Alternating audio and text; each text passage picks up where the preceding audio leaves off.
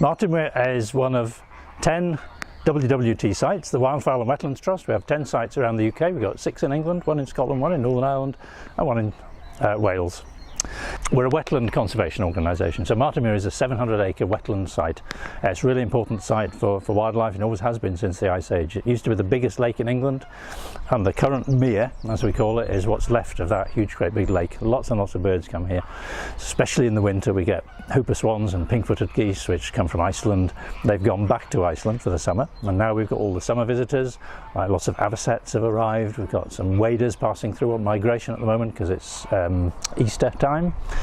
And then the other day I heard a cuckoo out on the reed bed, because cuckoos like reed beds, and we get willow warblers and sedge warblers and all those sorts of things coming through. And so we manage the habitats with the help of a herd of cows to benefit these birds. So it's about habitat management and controlling the water levels as well.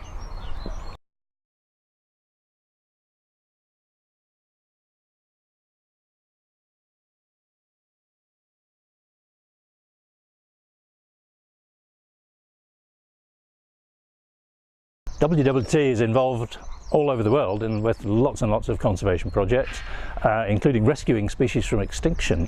When Peter Scott began the organisation in the 1940s, one of the first things he did was bring back a pair of Hawaiian geese, or nenes, to the UK. The Hawaiian geese were very nearly extinct. There were only about 30 left in the entire world, so he brought a pair back to Britain which started to breed in captivity, and now we've been able to reintroduce this species to parts of the Hawaiian Islands. And we're still doing the same today.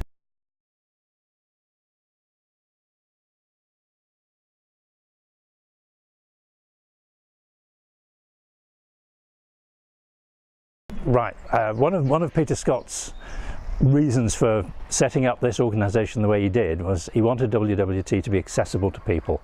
So he wanted people to learn something while they were on our sites, but also to have fun, and it all has to be supported by sound science, and what we do is nature conservation, so the fun and the learning helps people to understand nature conservation. So it's Easter at the moment, so at the moment we've got our giant plastic duck hunt.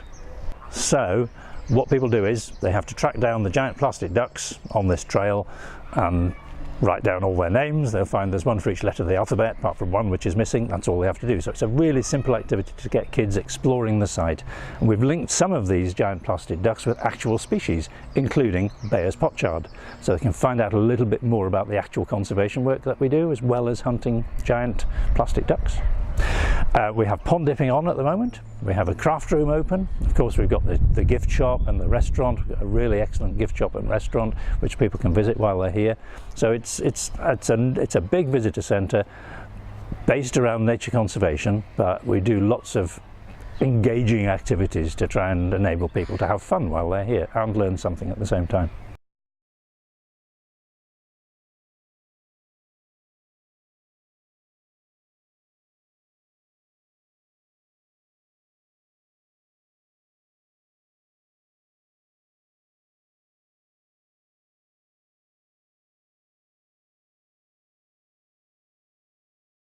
Ooh, the next big event at Martinmere is at half term, summer term, half term.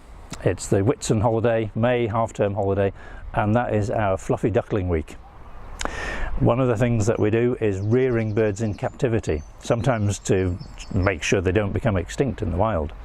And so we're going to open up our duckling nursery, as we do every summer bank holiday, summer half term. We open up the duckling nursery so people can go in and actually see how it is, how we look after the ducks, how we hatch the eggs, how we rear them. So people will be able to come to a little workshop where they can see inside an egg with the help of a special torch. They'll be able to see tiny one-day-old ducklings in a little brooder. They'll be able to watch eggs hatching on a big screen, and they'll be able to visit the duckling nursery to see different species at different stages of development. We have a lot of school groups that come to Martinmere, lots and lots of school parties. We have about 10,000 school children a year come through the centre. An awful lot of them come between April and July in the summer term. Winter's a good time to come as well, though, because that's when we have the exciting huge flocks of geese and swans and ducks from the north.